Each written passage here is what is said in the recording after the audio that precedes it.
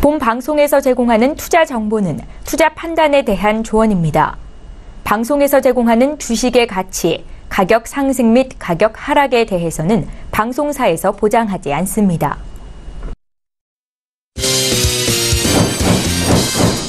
네, 오늘 주요 헤드라인 소식입니다. 금융위원회가 오는 11월부터 3천억 원 규모의 코스닥 스케일업 펀드를 운영한다고 밝혔습니다. 이 가운데 2천억 원은 연내에, 나머지는 1천억 원은 내년 중 조성할 계획으로 저평가 코스닥 기업의 유상증자 등 신규 자금 조성을 지원할 예정입니다. 국세청이 대한항공 계열 저비용 항공사인 진에어에 대한 특별 세무조사에 나섰습니다. 이번 조사에서는 조현민 전 진에어 부사장의 퇴직금 적법 여부를 비롯해 면세품 중개업체를 통한 부당 이득 관련 혐의를 살필 것으로 알려졌습니다. 현대중공업이 해양플랜트 생산설비 등을 제작하던 온산공장 부지를 매각하기로 결정했습니다. 온산공장은 2016년 11월 이후 가동이 중단된 유휴부지로 현대중공업은 해양플랜트 수주가 끊기면서 일감부족으로 매각을 결정했다고 밝혔습니다.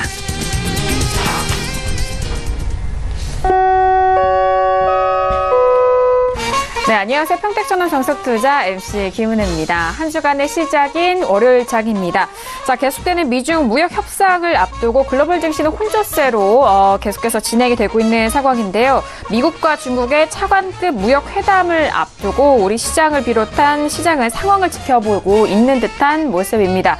자, 오늘 우리 시장의 모습을 살펴보시면은요. 코스피 지수는 장 초반에 상승을 지키지 못하고 장 후반으로 갈수록 이 상승이 둔화된 상황 속에서 간신히 보합권을 지켜낸 상황이고요. 코스닥 지수도 마찬가지입니다. 장 후반 하락 전환하면서 약보합에서 마무리가 된 상황입니다. 자, 수급적으로는 양시장에서 외국인의 매도세가 이어지면서 수급 이탈도 함께 이뤄진 상황인데요. 자, 오늘은 한 주간의 시작인 월요일장입니다. 자, 오늘도 저희와 함께 하시면서 오늘 시장의 정리와 그리고 내일장의 전략까지도 꼼꼼하게 확인해 보시길 바라겠습니다. 자, 그럼 오늘 시장 흐름 다시 한번 정리합니다. 시작해 보시죠. 네, 오늘 코스피 지수는 전일 대비 0.04% 상승한 2247.88의 장을 마감합니다. 코스닥 지수는 전일 대비 0.33% 하락한 769.78의 장을 마감합니다. 유가증권 시장에서는 기관 홀로 순매수, 반면 개인과 외국인은 동반 순매도 이어갑니다.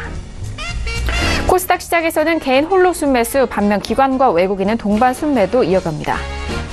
코스피 시가총액 상위 종목 확인합니다. 삼성전자는 하락하면서 0.57% 하락세로 43,850원에, SK하이닉스는 반등하면서 강보합권으로 마무리가 됩니다. 74,700원에 오늘장 마무리가 됩니다. 코스닥 시가총액 상위 종목도 확인하시죠. CJ E&M을 비롯한 신라젠, 그리고 셀트리온 헬스케어, 제약바이오 업종도 하락하면서 마무리가 됩니다. 셀트리온 헬스케어는 0.55% 하락한 89,600원에 오늘장 마무리가 됐습니다. 네, 정석투자 본격적으로 시작해 보도록 하겠습니다. 자, 오늘은 월요일이기 때문에 학과장 정응 대표님과 함께 이어가 보도록 하겠습니다. 먼저 인사 나눠볼게요. 학과장님 어서 오세요. 네, 안녕하세요. 네, 반갑습니다. 자, 학과장님, 이제 한 주간의 시작 월요일입니다. 먼저 인사 말씀 해주실까요? 네, 서울경제TV를 시청하고 계신 분들은 저는 축복받았다고 생각합니다. 채널 번호도 아래에 있는 서울경제TV를 찾아서 또 재봉성까지 연결이 돼서 지금까지 잘 오셨습니다. 앞으로도 최소 1년, 길게 보면 2년 동안 시청을 하셔야 됩니다. 그러면 성공하는 소수의 개인 투자자 중에서 한 명이 될 것입니다. 그리고 저도 더 열심히 하겠고요. 현재 절대 다수의 개인 투자자들은 상당히 좀 난감합니다. 여러분들이 아실 겁니다. 근데 서울경제TV 시청자들은 지금 상당히 좀 여유로울 겁니다. 그래서 제가 정말 기쁘게 생각하고요. 앞으로 지금처럼 유튜브를 통해서 생방송 시청 많이 해주시기 바랍니다. 왜 그러냐? 그게 제가 오래 하는 방법입니다. 그냥 하는 얘기 아니에요. 제가 오래 할 수 있는 명분을 주세요. 유튜브로 생방송 서울경제TV 시청 많이 하시면 됩니다. 돈 낼 것도 없어요. 그거 하나면 됩니다. 그럼 제가 오래 할 수가 있습니다. 두 번째, 언젠가 지수가 급등락될 때 서울경제TV 통해서 제가 긴급하게 장중에 뭐 이렇게 무료 방송 같은 거 해드리겠습니다. 그러려면 뭐 연락을 해야 될 거 아닙니까? 그래서 서울국제TV 트위터 등록을 많이 해주시면 결국 여러분들이 도움되니까 두 가지 부탁사항 꼭 활용하시길 바랍니다. 네, 저희 방송을 많이 좀 활용할 수 있는 부분들도 있습니다. 계속해서 정석투자 꾸준한 사랑 부탁드리도록 할게요. 자, 오늘은 학과장 정우 대표님과 함께 이어가 볼 텐데요. 먼저 1교시 들어가 보도록 하죠. 오늘의 1교시는 시황 분석론이 기다리고 있습니다. 자, 시황과 함께 오늘 시장 안에서 좀 살펴봐야 할 종목들도 만나보는 시간인데요. 자, 먼저 시황에 대해서 좀 알아보도록 하겠습니다. 학과장님, 오늘 시장 같은 경우에는 뭐 장 초반과 장 후반에 좀 분위기가 완전히 좀 달랐을 것 같아요. 오늘 시황 다시 한번 분석해 주실까요? 네, 오늘 장 제가 이제 포인트를 말씀드리겠습니다. 그리고 오늘은 강의 내용이 상당히 재미있어요. 그러니까 오늘 생방송 보시고 또 한번 꼭 보시기 바라겠는데요. 코스피는 수급보다 심리가 최악 흐름이 지속되는 이런 상황입니다. 뭐 수급이 나쁘다는 건 다 알아요. 그럼 뭐 추세적으로 보나 현재 관점으로 보나 수급은 나쁘다는 건 다 알고 계시죠? 근데 문제는 심리까지 나쁘다는 거예요. 오늘 뭐 강보합으로 끝났다고는 하지만 그 등락이 중요한 게 아닙니다. 윗꼬리가 달린 음봉으로 끝났다는 거예요. 만약에 심리가 좋았다면 오늘 음봉이 나오더라도 작은 음봉이 나와야 되거든요. 그 다음에 코스닥 같은 경우는 정말 어렵게 21선 회복했다가 허무하게 또 이탈했습니다. 오늘 또 이탈해서 끝났잖아요. 이게 이제 약세장이라는 증거인데, 시청자분들이 이제 뭐 강연이라든가 교육 통해서 이렇게 만나면 그런 얘기를 많이 물어보세요. 뭐 예를 들어서 뭐 지금 얘기하는 사람은 그나마 양반이에요. 뭐 빠른 사람은 6월, 늦은 사람은 7월에도 지수 바닥이라 그런 사람들이 많았다는 거예요.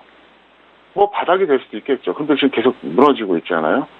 그러면 시청자 여러분들이 그렇게 주장하는 분들한테 꼭 물어보세요. 뭘 물어보느냐? 1월 30일부터 현재까지. 그러니까 1월 29일이 금융 고점 아니었습니까? 그러니까 최고점 그 다음날 현재까지 개인이 11조 원에 가까운 순매수를 하고요. 외국인과 기관은 각각 6조 원, 5조 원 이상 매도를 했어요. 이 수급에서 어떻게 바닥이라는 소리가 나오냐 하고 꼭 물어보시기 바랍니다. 꼭 물어보세요. 상식이 있다면 바닥이라는 소리 할 수가 없어요. 그럼 결국은 그 수급도 안 봤다는 얘기거든요. 기본적인 수급도 안 보는 사람이 어떻게 남한테 조언할 수 있습니까? 어떻게 이렇게 무책임할 수가 있냐고요. 저는 이 방송하면서 제가 항상 얘기하잖아요. 내 가족과 친구한테 전달한다는 생각으로 해요. 그래서 예측하는 겁니다. 그래서 예측해서 적중에 실제 도움되잖아요. 뻔한 얘기하고 더 빠지면 바닥 다지게 한다 그러고. 어차피 추세는 끝났고요. 어쨌든 오늘 시장 흐름은 심리가 나쁘다. 이게 뭘 의미하느냐 좀 더 구체적으로 설명드리겠고요. 그 다음에 코스닥 차트로 지금 보여드렸습니다. 왜 끝났는지 설명드렸습니다.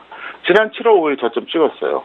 그리고 나서 약 한 달까지는 안 돼도 한 38일 뒤에 이렇게 저점 경신을 했습니다. 꽤 오래 걸렸죠. 근데 이틀 뒤에 또 이탈했어요. 엄청나게 약한 거죠. 심리가 완전히 죽은 거예요.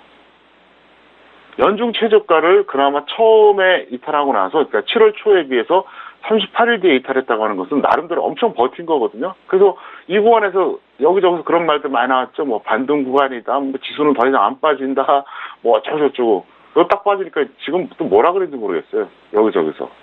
아마 바닥 따지게 한다 그랬죠. 근데 약 올리는 것도 아니고 이틀 뒤에 또 떨어졌어요. 그럼 뭐 맨날 바닥 따지게 합니까? 중요한 게 뭐냐면요. 그 현재 추세를 전혀 모른다는 거예요. 개인들도 또 마찬가지고 주식 전문가들도 몰라요, 현재. 제가 볼 땐 그래요. 일단 추세 끝났다는 거 다시 한번 말씀드리겠고요. 그럼 심리를 왜 중요하게 생각하느냐? 그나마 심리가 버티면은 저점 이탈이 좀 늦어질 수가 있거든요. 그런데 심리적으로 이게 안 좋으면요, 설상가상이 되는 거예요. 그래서 제가 이게 불안하게 생각하는 겁니다. 왜? 솔직히 말해서 지금 종가 기준으로 최저가라 그래봐야 2240선입니다. 지난 8월 16일 이거 기록했던 두 번째 네오박스 있죠? 오늘 종가가 얼마예요? 2247이에요. 7포인트밖에 안 남았어요. 7포인트. 장중 기준으로는 좀 여유가 있지만 종가 기준은 불과 7포인트입니다. 7포인트만 만약에 더 이탈해서 끝나잖아요. 그럼 어떻게 됩니까? 급락 나와요. 제가 금요일 방송에서 뭐라 그랬어요? 8월에 남은 8월 이 기간, 그러니까 약 한 2주 정도 되는 거죠. 남은 8월에는 잘해야 행보하거나 아니면 폭락 나온다 그랬잖아요. 제가 2주 전에도 뭐라 그랬습니까? 2주 전에도 횡보하거나 3차 하락 나온다. 근데 어떻습니까? 지난주에 3차 하락이 나왔잖아요. 다시 한번 보실까요? 여기가 1차 하락입니다. 여기가 2차 하락이에요. 여기 3차 하락이죠. 왜? 저점 깼으니까. 3차 하락이에요. 그래서 이렇게 보시면 돼요. 8월 중에 폭락이 나올 가능성이 상당히 높아요. 그럼 안 나오면 다행이다? 아니에요. 9월에 나와요, 그러면요. 그래서 뭐 여기저기서 뭐 그런 말들 많이 한대요. 저도 들어서 알아요. 저는 솔직히 관심 없거든요. 뭐 8월 말 9월 초에 뭐 좋은 게 온다는 둥, 그 전에 매도 사인 한 번 안 냈으면서, 주식 비중 축소 사인 한 번 안 냈으면서, 무슨 점쟁이 점치는 것도 아니고, 상황 논리를 봐야 된다는 얘기예요. 그리고 코스닥 보겠습니다. 코스닥 보시면 지금 어렵게 지금 21선 회복했어요. 어렵게 21선 회복했습니다. 근데 다시 이탈했어요. 지난번에도 그랬죠. 얼마 못 갔어요. 지난번에 이때가 마지막이었습니다. 제대로 회복했던 것이. 제가 항상 평대천문 차트 이론을 통해서 말씀드리죠. 21선의 활용 어떻게 얘기했죠? 상승 추세에서는 21선 이탈했을 때 매수한다. 반대로 하락 추세에서는 21선 돌파했을 때 매도한다 그랬잖아요. 보세요. 정확하잖아요. 이론적으로. 하락 추세 맞죠? 61선이 빨간색 120선 이탈했죠? 하락 추세입니다. 그 다음부터 어때? 21선 반등할 때마다 매도하는 거. 이게 정석이에요. 제가 항상 얘기하잖아요. 저는 누구한테 주식을 배운 적도 없고 강의 들은 적도 없고 책 본 적도 없고 아무것도 없어요. 정말 맨땅에 헤딩했어요. 제가 지금 말씀드리는 건 100% 제 작품이에요. 아마 그래서 여러분들이 주식을 오래 하신 분들은 가치를 알아요. 근데 초보자들은 뭐가 뭔지 모르죠. 제가 정답일 수는 없을 겁니다. 아마. 하지만 상당히 효율적이고 합리적인 내용을 알려드리니까 앞으로도 이런 작은 팁들 계속 모아가시길 바랍니다. 네, 오늘 양시장에 대해서 시황 분석 먼저 도와주고 계십니다. 코스피 시작은 수급보다는 투자 심리가 최악의 상황입니다. 이런 흐름 속에서 계속적으로 시장이 지속이 되고 있는 상황이기 때문에 특히나 이 부분을 다시 한번 주의 깊게 보시길 바라겠고요. 그리고 코스닥 지수는 오늘 힘겨운 21선 회복과 또 허무한 21선 이탈 사이에 대한 흐름 다시 한번 정리를 해주셨으니까 참고해 보시길 바라겠습니다. 자, 그럼 시황 분석도 먼저 도와드렸고 그렇다면 오늘 시장 안에서 좀 가장 주의 깊게 또 눈에 띄셨던 종목들도 만나보도록 하겠습니다. 자, 학 과장님, 오늘 시장 안에서 어떤 종목들이 가장 눈에 띄셨을까요? 네, 린드먼 아시아를 제가 꼽아봤고요. 그 다음에 이제 현대중공업입니다. 뭐 현대중공업이야 뭐 여러분 조금 전에 뭐 뉴스 브리핑 때 들으셨겠지만 나름 호재가 있었잖아요. 그래서 이제 그것 때문에 한번 점검을 해드리겠다 판단이 되고요. 린드먼 아시아는 좀 아깝고 열받아서 그래요. 제가 오늘 유일하게 추천한 한 종목이었어요, 이게. 근데 50원 차이를 안 잡혔습니다. 1% 오차도 없었어요. 너무 아까워서 제가 혹시라도 잡으신 분들 축하도 드리고 조언해 드리고자 두 개를 꼽아봤습니다. 네, 알겠습니다. 오늘 관심 종목은 린드먼 아시아와 그리고 현대중공업 두 가지를 꼽아주셨는데, 자, 그렇다면 학 과장님 두 종목에 대해서 좀 상세한 대응 전략과 분석 도와주시죠. 네, 린드먼 아시아는 일단 매도 후 재매수하시기 바라겠고요. 리보자는 조정시 매수하세요. 왜 그러냐? 이게 진짜 갈라 그러면 한번 출렁거렸다 가야 돼요. 그냥 갈 수는 없어요. 왜냐하면 워낙 하락을 거듭한 종목이기 때문에 오늘 처음으로 대량거래가 터졌거든요. 이게 여기서 정말 갈라 그러면 조정을 받아야 된다는 거예요. 네, 그렇기 때문에 보유자는 일단 던졌다가 뭐 나름대로 고점 매도 해야겠죠. 정확하게 고점 매도 가격이 얼마라고 얘기할 수는 없어요, 지금. 일단 던졌다가 다시 잡고요. 없는 사람들은 조정시 매수인데 차트 보시겠습니다. 보시는 것처럼 어때요? 좀 처참하게 무너졌죠. 상장되자마자 무려 얼마입니까? 17,000원대부터 무너졌어요. 계속 지금 3분의 1 통은 난 거예요. 났다가 오늘 엄청나게 거래가 터졌죠. 그래서 제가 이걸 계속 노려보다가 오늘 들어가면 이거 끝내주겠는데 이 생각하고 오늘 딱 한 종목 추천했어요. 그때 안 잡혔어요. 50원 차이로 1%도 안 됩니다. 너무 아까운 거예요. 그래서 그냥 그런 생각에서 한번 꼽아봤는데요. 이게 진짜 갈라 그러면 조정받고 가야 된다. 흔들리고 가야 돼요. 바로 가기에는 좀 무리수가 있다는 거죠. 오늘 하루 거래량 갖고는 안 된다는 겁니다. 이유가 어쨌든 간에. 두 번째, 현대중공업입니다. 현대중공업 차트 잠깐 보실까요? 현대중공업은 오늘 굉장히 좋았죠? 장대항 보고 나오면서. 이제 일종의 이제 부지 매각 자체가 호재인데, 왜 호재가 될까요? 매각하면 돈이 들어오잖아요. 그럼 재무구조가 좋아지겠죠. 네, 그래서 호재죠. 호재면 현대중공업이 토지가 엄청나게 많겠죠. 사실, 저는 이거 좀 단발성이라고 보고 있습니다. 그래서 이거는, 좀 오래 갈 것 같지는 않은데, 짧으면 하루, 지금 이틀 정도만 더 홀딩했다가 매도해 주시기 바라겠고요. 없는 사람들은 조정 시에 매수하는 건 반대는 안 합니다. 다만, 분명히 말씀드리지만, 중장기적으로는 아니다. 자, 차트 보시겠습니다. 여기서 보시면, 여기서 저점 찍고 이제 영차영차 올라가고 있잖아요. 근데 이거 굉장히 강한 종목이에요. 그나마. 왜 그러냐면, 지수가 최근에 저가 이탈했는데, 이거는 이탈 안 하고 이렇게 다시 올라갔잖아요. 어쨌든, 지수보단 강하죠. 근데 추세적으로 한번 볼까요? 아예 월봉으로 보여드릴게요. 이게 현명하죠. 월봉으로 보여드리면 이게 지난 2007년 고점 찍었고 2011년 찍었어요. 그리고 제가 서울경제TV에 2012년도 14년 출연할 때 정확하게 말하면 2012년이죠. 뭐라고 얘기했었냐면 앞으로 조선주는 거들떠보지도 말라 그랬어요. 쳐다보지도 말라 그랬어요. 서울경제TV 매니아들은 알아요. 제가 그 얘기 했어요. 찾아보세요. 다 나와요. 이걸 어떻게 제가 거짓말도 못하고 조작도 못해요. 서울경제TV 각종 이렇게 방송 프로그램 있잖아요. VOD 다 나와요. 옛날에 굿모닝 대박 예감이었나 그런 프로 있었거든요. 찾아보세요. 나와요. 네, 제 VOD가 나오기 때문에 거짓말도 못해요. 그렇게 얘기했었어요. 제가. 조선주 쳐다보지도 말라고. 제가 볼 때는 아직까지 바닥은 안 찍었어요. 조선주에 대해서는 그렇게 얘기합니다. 저는 그렇게 판단하고 있어요. 그래서 언젠가 바닥이 될 때, 언제? 지수 바닥일 때는 들어갈 만합니다. 왜? 사실 조선주는 지금도 저평가돼 있어요. 사실 억울해요. 그리고 조선주가 망할 거라고 생각은 안 한다, 저는요. 특히 현대중공업 같은 회사는. 이상한 조선주들은 좀 망하겠죠. 근데 현대중공업은 지금도 저평가돼 있고 나름대로 괜찮아요. 그래서 저는 조선업이 완전히 망할 거란 생각은 안 한다. 다만 힘든 게 온 거죠, 현재. 그리고 지수 바닥일 때는 하시는 게 좋아요. 왜? 현대중공업 같은 경우에는 이것도 강의가 돼버리네요. 역사 잠깐 말씀드릴게요.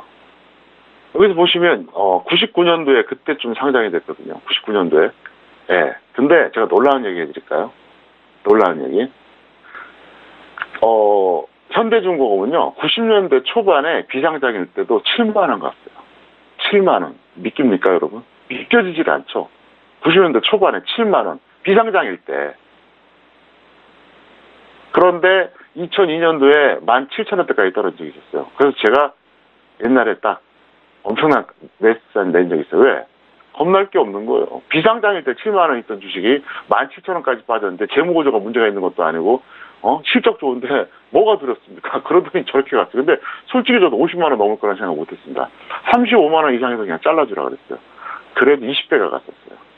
어쨌든 현대중공업은 여러분들이 잘 기억해 두시고 제가 언제 시그널을 내려드리면 전부 다 몰빵하시는 건 좀 반대하겠지만 언젠가 꼭 포트폴리오에 편입하시길 바랍니다. 네, 오늘 두 가지 종목에 대해서 관심 종목으로 좀 분석을 해드렸습니다. 린드만 아시아는 좀 아쉬운 종목이기도 하지만 오늘장 같은 경우에 거래량도 좀 터지면서 11% 넘는 상승을 이어갔는데요. 일단 보유자에 대해서는 매도 후 재매수 의견이고 미보유자에 대해서는 현재 가격에서 조정 시 접근을 하셔라라는 말씀이십니다. 자, 그리고 조선업종에 대해서는 워낙 저희 시간 안에서 다양한 종목들 좀 설명을 도와드렸었죠. 현대중공업 같은 경우에는 보유자는 홀딩 후 매도이고요. 미보유자 같은 경우에도 역시나 조정 시 매수에 대한 의견까지 그리고 조선 업종에 대한 부분 다시 한번 좀 설명을 도와드렸으니까 앞으로 포트에 넣으실 만한 부분에서 좀 시장에서 잘 간추려서 넣어보시길 바라겠습니다. 자, 오늘 관심 종목까지 1교시 시황 분석론 통해서 다양한 소식들을 또 전달을 도와드렸습니다. 네, 2교시로 바로 넘어가 볼게요. 오늘의 2교시는요, 투자학 개론입니다. 자, 항상 앞서서도 말씀을 드렸지만, 대표님만이 또 여러분들께 전달을 할 수 있는 이 투자에 관한 부분과 그리고 종목에 대한 역사, 다양한 교육을 또 알려드리는 시간인데요. 자, 학과장님, 오늘 2교시 투자학 개론 교육 시간인데, 오늘은 어떤 교육 함께 도와주실까요? 네, 오늘은, 자기 분석형 투자자의 유형에 대해서 제가 설명드리겠습니다. 매주 월요일은 강의 시간인데, 제가 지난주에 뭐라 그랬죠? 3가지 유형으로 나뉜다 그랬잖아요. 첫 번째, 자기 분석형. 본인이 분석해서 판단하는 거예요. 두 번째, 타인 의존형. 그러니까 주식 전문가 같은 사람들한테 도움을 받는 거죠. 세 번째, 매매 일임형. 그냥 나는 주식 투자 안 해. 펀드에 맡길 거야. 간접 투자한다는 거. 그거예요. 근데 여러분들 지난주 시간에 보고 충격받았죠. 제가 그 얘기 했잖아요. 간접 매매 일임형 같은 경우에 간접 투자할 경우에 제가 그랬잖아요. 돈만 맡기면 다 되는 줄 아냐고. 아닙니다. 언제 펀드를 가입하고 언제 환매해야 되는지 그걸 정확하게 판단해야 돼요. 그러려면 뭘 알아야죠? 시황을 알아야 돼요. 그러니까 사람들은 돈만 맡기면 모든 게 해결된다고 착각하는데 아니란 얘기예요. 제가 거기 일침을 가했잖아요. 결국은 간접 투자도 내가 실력이 없으면 돈을 못 번다는 얘기예요. 생각해보세요. 지수 최고점에서 펀드 가입해봐요. 2년 동안 지수 하락해봐요. 어떤 펀드라도 마이너스 나요. 반대로 지수 바닥에서 펀드 가입해보시기 바랍니다. 어떻습니까? 아무거나 잡아도 올라가요. 그래서 사람들은 착각한다는 거죠. 근데 오늘 제가 자기 분석형에 대해서 크게 3가지로 이제 또 구분해드리겠다는 겁니다. 뭐가 있냐? 첫 번째, 차트 맹신형 투자자. 차트의 단점이 뭔지 아십니까? 미리 예측할 수가 없어요. 최고점이나 최저점에서는 절대로 시그널이 나오지 않습니다. 그게 차트의 한계예요. 현재 상태를 판단하는 거는 맞아요. 도움이 됩니다. 왜냐하면 기술적 분석도 무시 못하거든요. 근데 예측을 못해요. 자, 대표적으로 제가 설명드리겠습니다. 잠깐 차트 보고 또 텍스트 보여드리는데요. 보세요. 자, 보시기 바랍니다. 이게 올해 차트입니다. 제가 여기서 뭐라 그랬습니까? 대세하락이라고 그랬어요. 그래서 살짝 반등 나왔을 때 확인까지 해줬는데 중요한 건 여기입니다. 여러분, 대한민국 아니라 전 세계 모든 보조 지표 다 갖다 넣어보세요. 안 나와요.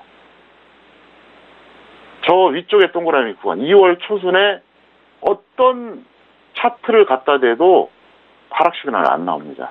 최고점 예측 못해요. 이게 바로 차트의 명점이라는 거 아시겠어요? 현재 상태에서 추세 판단을 하죠. 그런데 예측을 못해요. 제가 항상 얘기했잖아요. 예측 못하는데 어떻게 남을 이깁니까? 남하고 똑같이 생각하고 똑같이 판단해갖고 똑같이 대응하는데 어떻게 남을 이겨요? 그렇게 생각하는 게 이상한 거 아니에요? 그래서 차트의 가장 큰 맹점이 뭐냐? 예측이 안 된다는 거예요. 최고점이나 최저점일 때는 알 수가 없어요. 지나고 나서 알아요.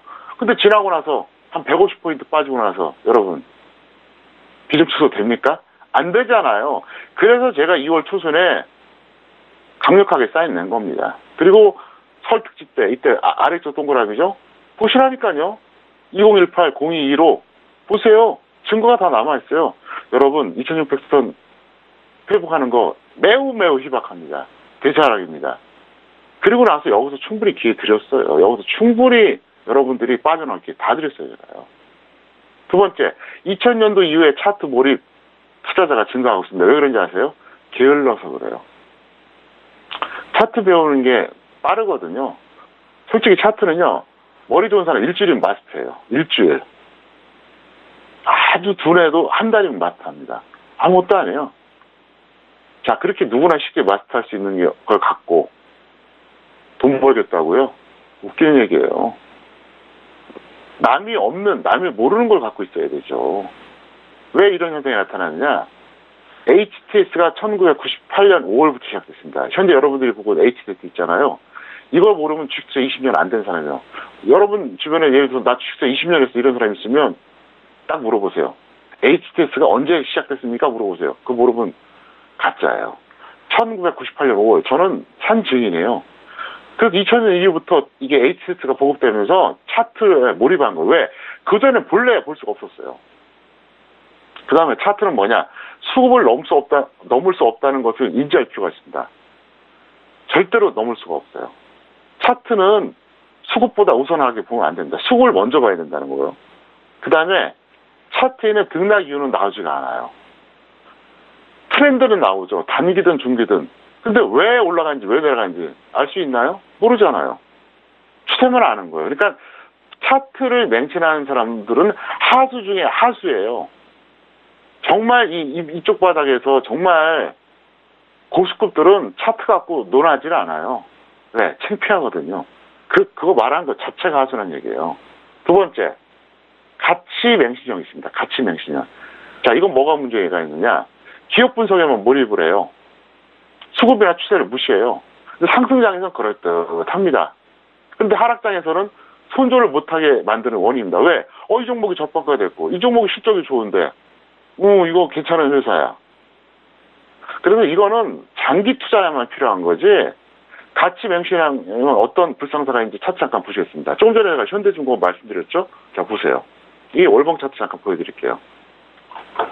자, 여기서 보시면요, 2007년 이때 50만 원이 넘었어요.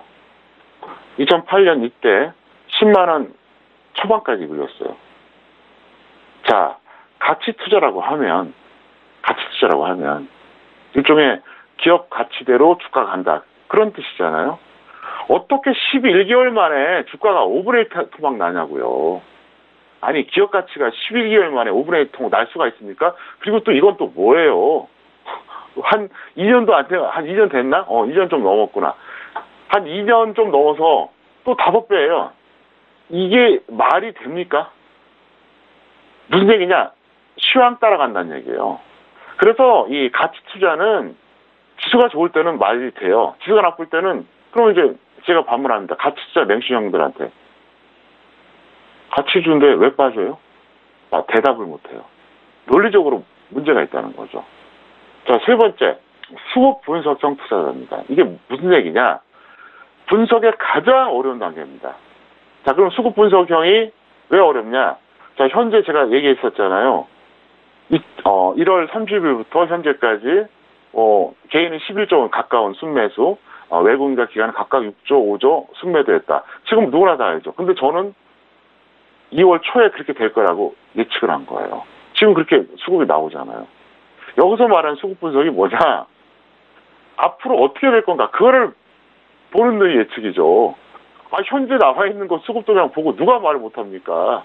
이제 와서 시청자 여러분 수급이 안 좋습니다. 약 올리는 거죠. 저는 어떻게 됐습니까? 2월 초에 결코 수급이 그렇게 나쁘지 않았어요. 근데 이렇게 될 걸 봤다는 거죠. 이거 가장 어려운 단계이기 때문에 사실 평생 추구해야 되고요. 난이도로 본다 그러면 일본봉이 가장 쉽고요. 그 다음에 단기, 중기 됩니다. 근데 중요성은 중기 흐름입니다. 왜 그러냐? 추세를 알면, 앞으로 6개월, 1년 추세를 알면 우리가 대응하기 좋잖아요. 현물은 간다 그러면 매수하고 홀딩하면 돼요. 좀 출렁거리고 무시하고. 내려간다 그러면 정리를 해야겠죠. 그리고 이제 단기, 일일 흐름인데, 사실 여기서 난이도에서 일일 흐름이 제일 쉽다 그랬는데, 아주 쉽지는 않아요. 근데 왜 그러냐? 저는 저 같은 경우는 그렇다는 겁니다. 사실 하루에 등락도 맞추기 어렵잖아요. 어쨌든 중요성이 뭐냐? 중기 흐름. 그리고 수급은 모든 재료에 우선한다고 하는 주식자 1번 교훈을 여러분들이 꼭 명심하시기 바라겠고요. 다시 한번 말씀드립니다. 이 주식자 1번 교훈이 뭐라고요? 수급은 모든 재료에 우선한다. 가치고 차트고 다 필요 없다는 겁니다. 다시 한번 말씀드릴 테니까 여러분들이 꼭 기억하시길 바랍니다. 네, 오늘 투자학개론을 통해서는 일단 분석형 투자자의 유형, 이 투자자의 유형에 따라서 앞으로 또 개선해야 될 상황, 그리고 더욱더 좀 추가적으로 좀 보충해서 투자를 해야 되는 부분까지 아주 상세하게 전달해 드렸는데 많은 부분들이 여러분들에게 도움이 될 만한 상황이었던 것 같아요. 자기 자신이 어떠한 유형인가라는 자기 분석을 다시 한번 좀 정확하게 생각을 해보시고 이 유형에 맞게 다시 한번 좀 상세하게 설명해 드렸으니까 참고해 보시길 바라겠습니다. 바라겠습니다. 자, 이렇게 2교시 투자학 개론까지 만나봤고요. 이어서 선생님 질문 있을 시간으로 넘어가 보도록 하겠습니다. 자, 저희 쪽에 질문 접수해 주신 시청자분에 대해서 저희가 질문 해결을 해드리는 시간인데요. 먼저 첫 번째 질문부터 만나볼게요. 자, 오늘의 첫 번째 질문은 끝자리 5596님의 질문입니다. 인터파크 홀딩스를 매수가 3,332원에 비중 20% 질문을 주셨습니다. 자, 학 과장님, 오늘 첫 번째 종목이 인터파크 홀딩스예요. 이 종목에 대한 학점 먼저 확인해 볼까요? D학점입니다. 어떤 경우는 손절 비실행은 문제가 된다는 거죠. 적법화된 건 인정하는데 일단은 손절 원칙을 지켰는데 일부는 안 지켰어요. 그래서 손절 마이너스 10% 또는 마이너스 30% 매도 후에 재매수하시길 바라겠고요. 어떤 경우든 손절 지켜야 된다. 그리고 여러분들이 현재 잘못 배운 분들이 너무 많아요. 이상한 사람들이 잘못 가르쳐놨어요. 본전할 때까지 홀딩하라고. 이게 말이 되냐고요. 이게 어떻게 그렇게 말할 수가 있냐고요. 내 돈 아니라고 아주 무책임한 거예요. 왜 그런지 아세요? 주식 전문가들이요. 자기가 추천한 거 밀리면은 막 뭐라 그러잖아요. 그러니까 그거 휘팔라고 그렇게 하는 거예요. 아주 비겁한 거죠. 손절시켜주고 더 싼 가격에 왜 시켜야죠. 아니면 다음 씩 내주면 될 거 아닙니까. 그래서 제가 그 얘기 하잖아요. 항상 그 얘기 하잖아요. 꼭 저만 잘한다고 얘기하고 싶진 않고요. 여러분들이 저를 비롯해서 제대로 된 전문가들도 많아요. 근데 그 제대로 된 전문가의 가장 큰 특징이 뭐냐? 예측한다는 거예요.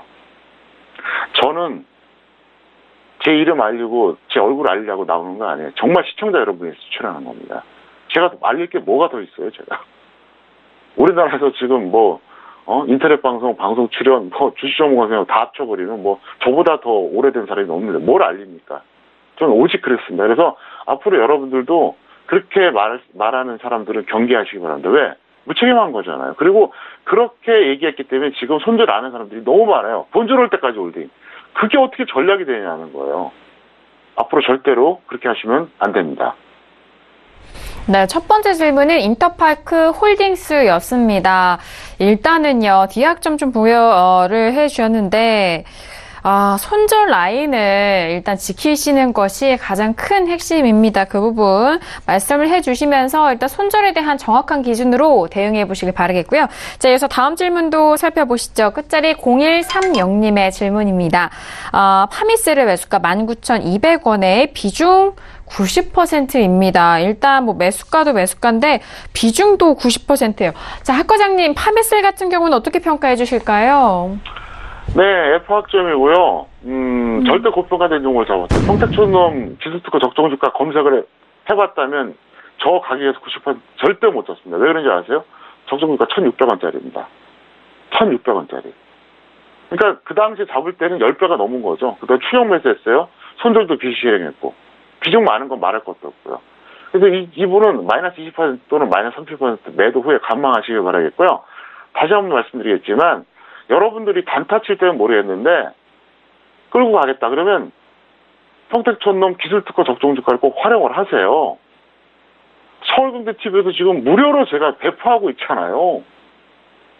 정답은 아니에요. 하지만 기술특허를 받은 특허입니다. 그 적정주가예요. 그냥 지금 정말 어설픈 게 아닙니다. 국가에서 인정한 거예요. 특허청에서 제가 출연했어요. 그랬더니 거기서 그래 이 정도면 특허가 될 만해. 그래서 딱 해준 거예요. 찾아보세요. 증권사에 있습니까? 없어요. 경제TV 다른 데 있습니까? 없어요. 지금 저 사실 얘기하는 겁니다. 팩트 얘기하는 거예요. 우리나라 증권사가 60개 정도 됩니다. 상장, 비상장. 거기도 없는 게 여기 있다는 거죠. 얼마나 기가 막힙니까? 한편으로는 증권사 애널리스트를 반성하세요. 도대체 뭐 하냐는 거예요. 개인 전문가에 내가 그거를 특허받을 정도인데 맨날 목표 주가 남발하잖아요. 적정 주가 산출할 자신 있냐고요. 어쨌든 서울경제TV에만 우리나라에서 공개되고 있습니다. 꼭 활용하시길 바랍니다. 네, 두 번째 질문은 파밀셀 질문 주셨는데요. 좀 아쉬운 상황입니다. 일단 고평가되어 있는 종목에 대해서 매수 접근과 그리고 비중도 90%이기 때문에 그 부분이고요. 손절은 마이너스 20% 또는 마이너스 30% 먼저 오는 가격대에 매도 후에 관망에 대한 의견 참고해 보시길 바라겠습니다. 자, 지금 시각 10시 34분 지나가면서 월요일장에 뉴욕 증시가 개장이 됐습니다. 자, 오늘 개장 소식은요. 3대 지수 모두 소폭 상승하면서 출발했다라는 속보입니다. 일단 고위급 회담을 앞두고 미중 무역 분쟁에 대해서 좀 완화될 것이다라는 그런 기대감을 받고 있는 상황 속에서 출발한 증시인데요. 잠시 후에 시황센터 연결해서 더욱더 자세한 소식 전달을 해드리도록 하겠습니다. 자, 이어서 다음 질문도 살펴볼까요? 끝자리 0888님의 질문입니다. ING생명을 매수가 36,400원에 비중 15% 질문 주셨습니다. 학 과장님, 일단 또 보험업종이 또 올라왔는데요. 이 종목에 대해서는 어떻게 평가해 주실까요? 네, A약점입니다. 네, 과정이 합리적인 예측 매매와 결과고요. 본전 또는 수익 10% 매도에 재매수하시길 바라겠고, 이 종목은 이 방송 시청자들은 알 겁니다. 급락이 뜬 날 제가 뭐라 그랬죠? 단기 매매 가능합니다. 이렇게 얘기했습니다. 축하드리고요. 잘 대응하시길 바랍니다. 네, ING생명에 대해서는 A약점을 좀 부여해 주시면서 상당히 좋은 평가 내주셨는데요. 본전 또는 본전의 손절을 잡으시고요. 수익은 10% 매도 후에 재매수 의견, 이전에도 단기 접근에 대한 의견 말씀해 주신 것처럼 그 부분도 참고해 보시길 바라겠습니다. 자, 다음 질문도 살펴보시죠. 끝자리 5749님의 질문이고요. 비덴트를 매수가 12,200원에 비중 50% 질문을 주셨습니다. 자, 학 과장님, 비덴트가 오늘 올라왔습니다. 이 종목에 대해서 어떻게 보실까요? 네, 이 정도는 B약점이라고 볼 수 있겠고요. 약간 높은 가격에 매수하긴 하지만 충분히 이해되는 수준이다. 이렇게 설명드리겠고, 본전 또는 마이너스 10% 매도 후에 재매수해 보시길 바랍니다. 네, 비덴트 같은 경우는 일단 매수가가 살짝 높은 것이 조금은 아쉬운 상황이지만 일단 과정에 대해서는 좀 긍정적인 의견이시고요. 본전 또는 손절은 마이너스 10% 매도 후에 재매수 의견 다시 한번 확인해 보시길 바라겠습니다. 자, 이어서 다음 질문도 살펴보시죠. 끝자리 1244님의 질문입니다. 아모레 퍼시픽을 매수가 29만 8천원에 비중 30% 질문을 주셨습니다. 자, 오늘 질문들 정말 다양한 업종들에서 오는 것 같은데요. 학 과장님, 화장품주입니다. 이 종목에 대해서는 평가 어떻게 주셨을까요? 네, C약점이고요. 매수는 합리적이었습니다. 다만 손절을 하지 않은 게 문제였다 볼 수 있겠고, 손절 마이너스 10% 또는 마이너스 20% 매도 후에 관망하시길 바랍니다. 네, 아모레퍼시픽 같은 경우에는요, 일단 매수 가격 자체는 합리적이고 접근의 방향성은 좋았습니다만 역시나 손절에 대한 부분이 아쉬운 상황입니다. 좋은 가격대에 좋게 접근을 했더라도 일단 가격의 흐름에 따라서 손절 처리하지 않으면은 이 가격대 좀 멀어지기 때문에 그 부분 다시 한번 참고를 해보시길 바라겠고요. 손절 마이너스 10% 또는 마이너스 20% 매도 후에 관망해 주시길 바라겠습니다.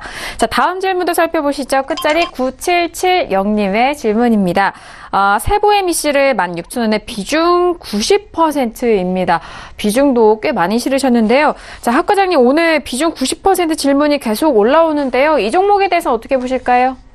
네, F학점입니다. 말도 안 되는 비중, 추격 매수, 손절 비실량, 이건 총체적 난국이에요.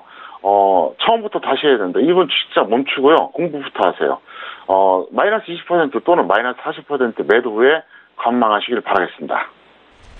네, 좀 아쉬운 상황입니다. 세보 MEC 같은 경우에는 매수 과정도 추격 매수에 대한 부분이 아쉽고요. 그리고 손절 역시나 큰 비중을 실으시고 움직인다는 것 자체도 좀 아쉬운 상황인데 일단 조언 말씀해주신 부분을 좀 바로 잡고 교육을 먼저 차근차근 쌓으신 이후에 실전 매매를 하신다면은 더욱더 좋은 수익과 좋은 매매 가능할 것 같으니까요. 참고해 보시길 바라겠고요. 손절 마이너스 20% 또는 마이너스 40% 매도 후에 관망에 대한 의견 참고해 보시길 바라겠습니다.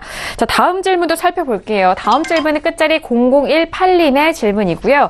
코미팜을 매수가 38,800원에 비중 20% 질문을 주셨습니다. 자, 코미팜인데요. 학 과장님, 이 종목에 대해서는 어떻게 평가해 주실까요? 네, F업점입니다. 왜냐, 여전히 고평가됐습니다. 적정수가 4,400원짜리. 그리고 대책 없는 홀딩 전략입니다. 지금 2만 원이 깨졌어요. 솔직히 이분 매도 안 할걸요? 안 할 겁니다. 여태까지 안 했는데 지금 한다는 것도 현실적으로 어렵고 제가 잘 알아요. 현실적으로 손절 시기가 한참 지난 종목이기 때문에 본인이 판단하시기 바랍니다. 제가 어떤 얘기를 해도 이분은 매도 안 할 거라고 확신하기 때문에 아마도 더 끌고 가지 않을까 좀 안타까운 마음에 이런 말씀을 드렸습니다. 네, 코미팜은 지금 38,000원 후반대 매수를 하셨는데 지금의 종가가 19,950원입니다. 이런 부분에 있어서 정말 아쉬운 상황이죠. 평가 내려주시고 진단 내려주실 때 최대한의 객관적인 내용으로 여러분들에게 도움이 되는 내용 전달을 해드리고 있습니다. 일단 손절 시기가 정말 많이 지난 종목이기 때문에 앞으로의 흐름을 좀 살펴보시면서 자율적으로 좀 판단하시고 앞서서 뭐 종목과도 마찬가지입니다만 교육을 일단 가지시고 실전 매매에 대해서 더욱더 효율적으로 이어가시길 바라겠습니다. 자, 오늘도 선생님 질문 있어요 시간을 통해서 다양한 질문들 여러분들과 함께 했습니다. 저희가 말씀드린 내용에 대해서는요, 투자 판단에 대한 조언이고요. 해당 상품의 가치와 수익률을 보장하지 않는다는 점 다시 한번 유의해 주시길 바라겠습니다.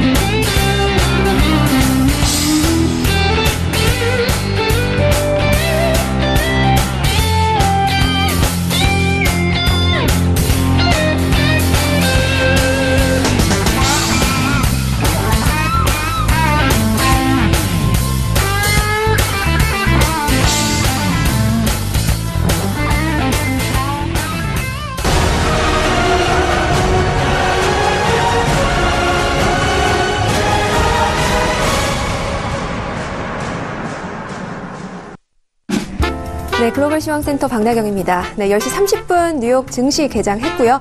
네, 오늘은 정말로 이 사상 최고치에 근접하면서 이 3대 지수 상승 출발했다는 소식 먼저 전달드리겠습니다. 네, 지금 보시다시피 stocks climb toward record high, helped by deal-making activity라고 보실 수 있는데요.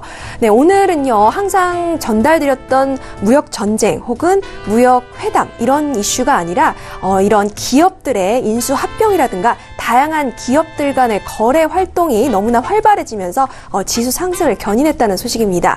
네, 보통 이제 M&A 같은 경우는 긍정적인 신호로 시장에 작용한다라는 이 CNBC 개장 기사에도 함께 들어가 있는데요. 이 펩시사가 소다스트림이라는 회사를 역시 이제 매입을 하기로 결정을 했다는 소식도 들려오고요. 또 그만큼 2분기 기업 실적이 탄탄하게 나온 만큼 이 외부 상황, 지정학적 어지러운 상황에도 불구하고 미국 증시는 그만큼 탄탄하고 호황을 이루고 있다. 또 미국 기업들은 견조하다라는 것을 보여주고 있습니다. 또 S&P가 지금 사상 최고치를 찍을 것이다라는 전망 보도도 많이 나왔는데요. 이와 더불어서 이 기업들의 실적이 이를 뒷받침하고 있다라는 첫 번째 개장 소식부터 전달을 드리겠습니다. 네, 그러면서 이제 미중 무역 전쟁, 무역 회담 이제 계속해서 지금 이제 이어질 것으로 예상이 되고 있는데요. 이 터키 리라화 사태도 다소 이제 진정이 되면서 또 인도 증시도 오르는 최고치를 경신했다는 소식도 미국 증시처럼 함께 들어와 있습니다. 네, 이렇게 지금 이제 무역 전쟁은 아직 끝나지 않은 이슈지만 이런 이제 전 세계적인 오늘 증시는 좀 상승세를 이어갔다는 소식 먼저 전달드리겠습니다. 네, 그리고 이제 요즘 계속해서 말씀드리는 네, 그리고 중국 증시입니다. 제목에서 보시다시피 Stocks mostly rise on hopes for progress on China trade talks라고 보실 수 있는데요. 지금 중국은 이 무역 회담 재개에 따른 이러한 이제 희망 속에서 역시 이제 상승 마감했다는 소식 함께 전달드리도록 하겠습니다. 네, 중국 지금 상하이 종합지수 전장 대비 29.50포인트, 1.11% 상승한 2698.47의 거래를 마쳤고요. 또 선전 종합지수도 전장 대비 8.69포인트, 즉 0.6% 오른 1451.07에 마감을 했습니다. 네, 이렇게 2016년 1월 또 2015년 1월 이후 이렇게 최저 수준까지 떨어진 상하이 증시, 각각 이 선전 증시가 반등에 성공했다라는 오늘 소식인데요. 지금 말씀드린 바와 같이 이제 무역 갈등 타결에 대한 기대감이 지수를 밀어 올렸다라는 지금 전망입니다.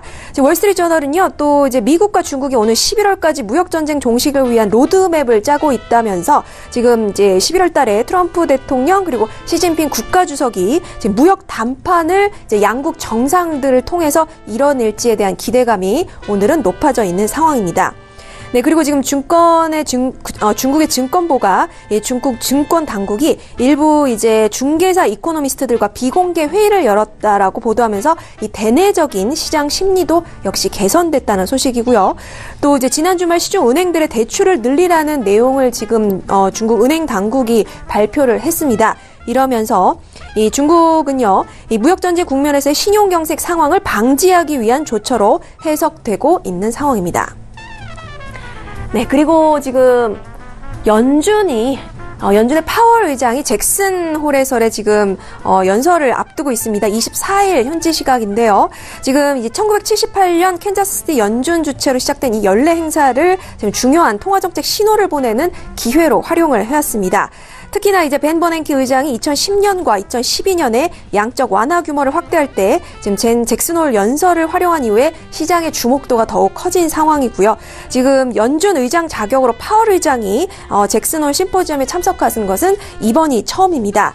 금융 긴축에 도움이 되는 이 달러 강세, 무역 갈등, 그리고 글로벌 성장세 우려 등을 고려해서 이 파월 의장의 비둘기 기조 표명 여부에 따라 이 시장도 이에 적응할 것이다라고 지금 이제 내다보고 있습니다. 또 뱅크 오브 아메리카 메릴 린치는요, 이 지금 잭슨홀 심포지엄과 FOMC 등이 정책 목표의 전환에 다 힌트를 주는 기회가 될 것이다라고 말하면서 하지만 실제 전환까지는 좀 시간이 걸릴 것이다라고 이야기를 하고 있습니다. 또 연준 관계자들은 미국 경기 순환 주기를 연장하는 데 성공했다라고 주장을 하면서 하지만 연준 정책 경로 자체가 크게는 바뀌지 않을 것이다라고 이어지고 있습니다. 또 달러 강세, 터키 불안 등이 이어지면서 신흥국 자산의 약세 흐름이 이어질 것으로도 계속해서 내다보고 있고요. 또 기본적으로 달러 강세는 달러 부채가 많은 개발도상국들의 하방 리스크를 강화하기 때문에 이에 따라 변동성도 더욱 커질 것으로 예상되고 있습니다. 연준의 지금 공식 FOMC 발표는 아니지만 이번 잭슨홀 연설에 이 제롬 파월 의장의 지금 발언이 주목되고 있다는 소식까지 오늘 전달드리도록 하겠습니다. 네, 글로벌 시황센터 박나경이었습니다. 네, 3대 지수 상승 출발한 소식 속에서 파월 의장의 잭슨홀 연설을 앞두고 있는 상황이기도 합니다. 자, 오늘 우리 시장, 양시장 좀 보합권에서 좀 마무리가 된 상황인데요. 내일장의 전망도 함께 들어볼게요. 학 과장님, 일단 월요일장이었습니다. 화요일장에 대한 시장 전망 어떻게 보실까요? 네, 저는 좀 출연하면서 화면 안 보고 이제 이어폰만 듣고 있는데 박나경 씨가 딱 정리해 주니까 딱 한 번에 정리가 되네요. 자, 시청자 여러분 그 말씀 꼭 드리겠습니다. 미국하고 한국은 디커플링이 계속된다는 거 이거 말씀드리겠고요. 왜 그런지는 제가 이제 방송에서 차마 말씀 못 드립니다. 그럴 만한 이유가 있습니다. 자, 내일 포인트가 뭐냐 딱 하나입니다. 코스피 종가 기준으로 연중 최저가를 이탈하느냐 안 하느냐 이것만 보시면 돼요. 복잡하게 생각하지 마세요. 2240입니다. 오늘 7포인트밖에 차이가 안 나요. 그래서 내일 뭐 장중에 어떻게 되든 이거 중요한 거 아니고요. 종가 기준으로 만약에 마이너스가 나와도 그걸 이탈하냐 안 하냐. 이탈하면 무서워질 수 있습니다. 그래서 그 점만 체크하시길 바랍니다. 네, 내일장에 대한 전망과 그리고 체크해야 될 상황까지도 정리를 해드렸으니까요. 내일장도 대응 잘 해보시길 바라겠습니다. 자, 오늘 월요일 저녁이었고요. 월요일 저녁 학 과장님과 함께 했는데 함께 해주신 학 과장님과는 여기서 인사 나누도록 하겠습니다. 대표님 오늘 말씀도 감사합니다. 네, 감사합니다. 네, 오늘도 다양한 투자 전략과 함께 여러분들을 찾아갔습니다. 저희가 말씀드린 내용에 대해서는요, 투자 판단에 대한 조언이고요. 해당 상품의 가치와 수익률을 보장하지 않는다는 점 다시 한번 유의해 주시길 바라겠습니다. 자, 오늘 저희가 준비한 소식과 내용은 여기까지고요. 저희는 내일 이 시간이죠. 10시 정우영 학과장님과 함께 다시 돌아오도록 하겠습니다. 감사합니다.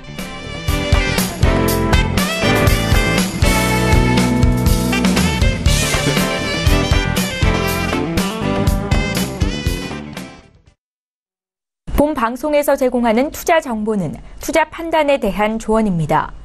방송에서 제공하는 주식의 가치, 가격 상승 및 가격 하락에 대해서는 방송사에서 보장하지 않습니다.